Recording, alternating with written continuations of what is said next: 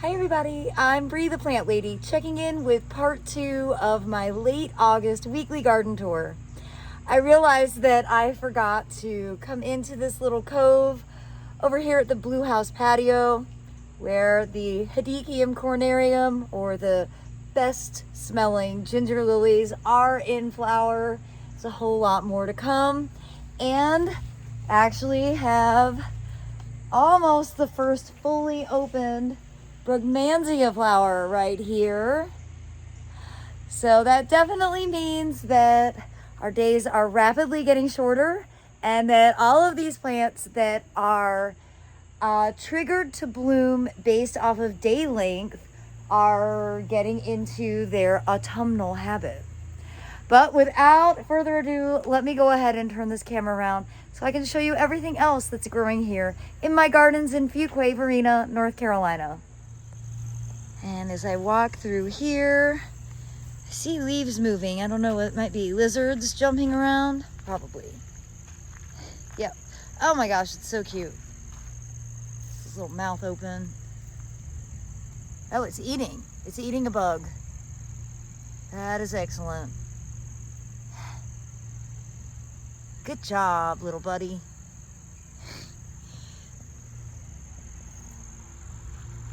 And I see some butterflies dancing around over there. It's been a week since Snell tree experts were here, did all the major pruning, and I've started running irrigation over here yesterday, and I probably will when I'm done with this tour, just to make sure that the dogwood doesn't get any stress. You know, these plants went from deep shade to full sun. Of course, it isn't hot, so nothing is too stressed out, but we haven't had any rain, and we actually are remarkably dry. It's amazing how you can go from being too wet to too dry in such a short period of time. Well, I have got my veggie mix ordered. There is a big sale that is starting on Friday, and it runs until September 8th. With my code BreeGrows25, every big bag of veggie mix will be $35 off. So I am going to put a link in the description, but it doesn't start until Friday. So take advantage of that. That's really like the best sale of the year. And my plan is that I'm going to go ahead and use up the rest of this bag, since I've got 2 more bags ordered that will be delivered soon. And oh, I'm excited to see that Chelone glabra is blooming. Excellent. And this Feather Falls Carex is just so gorgeous. And I haven't actually walked through here, and I can tell because there are spider webs absolutely everywhere. So this time of year we really should be walking with like a stick. But this border has done really well. I have not done any weeding in here. There's really no excuse. I just need to do it.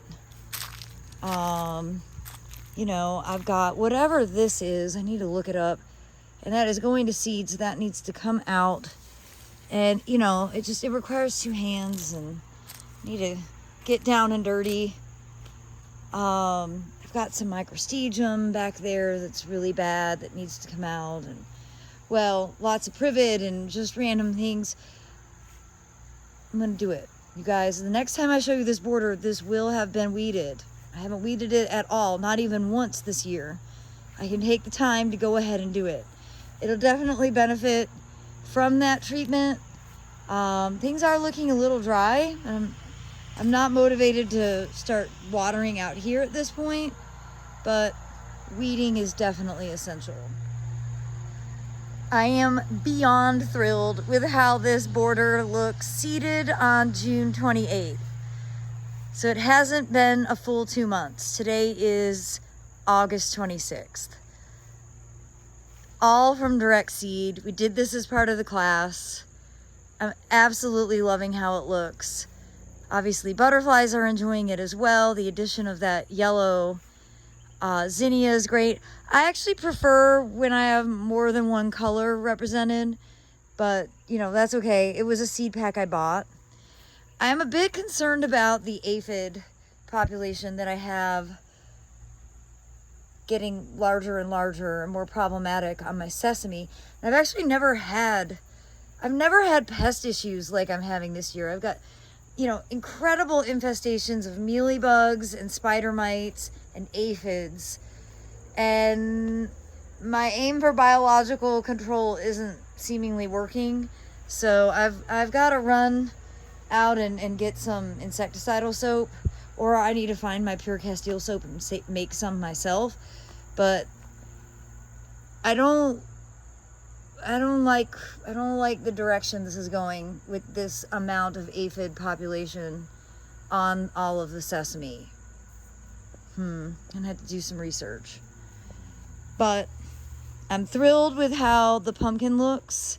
I love a pumpkin as an edge, and it's growing very vigorously. Hopefully some fruit will start forming soon, but I have a feeling by the end of the season, this whole pad will be nothing but pumpkins. And this side of the greenhouse, the planted foodscape, whereas that side is the seeded foodscape, everything's looking great. The tomatoes that I moved, the pots here are really starting to recover. See, they've got nice, good foliage. They're not getting eaten. They're setting fruit. Pretty happy about that. I have got to get in here and harvest okra. It is completely absurd that I keep forgetting to do that. I love eating okra. I'm harvesting about 6 eggplants a day. So yes, eggplant is on the menu at all times. And I can't believe how tall the cotton is. It's like 5 foot tall. So obviously I'm not treating mine with growth regulators. And it is a really pretty flower. You can see here, it looks very similar to okra. It is a relative of hibiscus. And I don't have any open yet, but you can see the cotton balls right here. So it's gonna be a good cotton harvest this year. Of course, I use it for decoration. So, no major pressure for why I grow cotton, but I think it's a lot of fun. It's a beautiful plant, and it does do really well here in North Carolina. Obviously, as does okra, when you can keep the deer from eating it. Well, I just found a hornworm, and I noticed, because see, there's poo right there, and then as I was looking, I found it. So I'm just going to toss this into the compost. I'm really surprised, though, by this time in the year that I'm not having more parasitizing of the hornworms. It's just a biological control that doesn't seem to be occurring this year in my garden. Well, here along this side of the fence, I'm really happy how it's looking, but I'm so impressed with the sorghum. I definitely was not anticipating it being this tall, and it hasn't even started to put up any seed yet. And I don't remember now what I sowed, but I'm thinking maybe this actually is a cane sorghum that you would press to get sugar out of. It's really flat. That just was like irrigation water. I don't know if it was sweet or not. I tried pressing sorghum about 10 years ago. Did not have the right equipment, didn't work. But this has me kind of excited about trying again. So stay tuned. I think I'm gonna actually remove this buckwheat tonight before it goes to seed, because I want to control where the buckwheat is being grown. I don't want it to just keep perpetuating. And that's the easiest solution, is just to cut it down or rip it out. But I like to cut it down because when you pull it out, I'll show you, it rips a bunch of soil out. There's no point in wasting all that soil. It's an annual, so if you just cut it off at the base and don't disturb the roots at all, they'll just decompose. So that's on my list of to-dos. But again, the pumpkins are doing everything that I was hoping they would do. I've got a fair amount of weeding to do in the back part of this bed. We'll just ignore that for right now. And, you know, it's amazing how much more light there is, especially with those peaches that I had them top. Yeah, the pumpkins have grown so fast since a week ago. It's crazy. And oh, look, you guys. Oh, exciting. It's Cushaw, and it's already big. I like to harvest them at about this stage because you can treat them like a zucchini. If you let them grow really big, they get enormous. Like I had some that were like 50 pounds, but they're really hard to cut.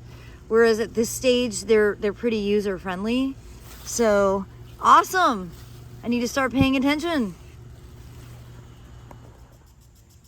And here in the front, sunny native borders, you can see that everything's looking pretty good. I could have probably cut back this Agastache. I was thinking in past years, done a hard cut on that, and it looks a little better. I feel like this bed is probably dry.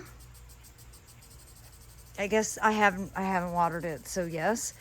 In contrast, I have been running the sprinklers on these borders because, again, it is very dry here, and these borders dry out really fast. They're planted densely, and yeah, the plants are actively growing, and they don't want to be bone dry. Doesn't matter that they're native. That's the thing. But look at the pollinator activity on this Monarda. It is so incredible. And I know that these insects kind of look intimidating, but they're not. They don't care about me standing here. They are not interested in stinging me. They just are collecting nectar, happy as can be. It's a really great time of the day. There's so many pollinators that are active in the late afternoon. And well, I'm hoping that by running the sprinklers now, everything will continue to look fresh and nice as we start to host events again. And just a reminder, we've got the Sip and Stroll Garden Tour on Saturday, August 30th from 6 to 8 p.m. There's a couple slots left.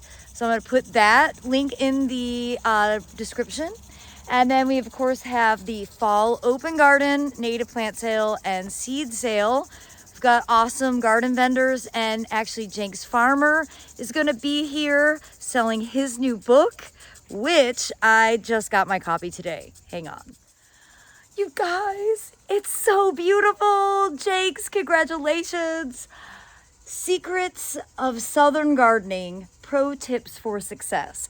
And I'm really excited that I actually got to contribute a little section all about direct seeding annuals. And there's even a picture of my garden in here.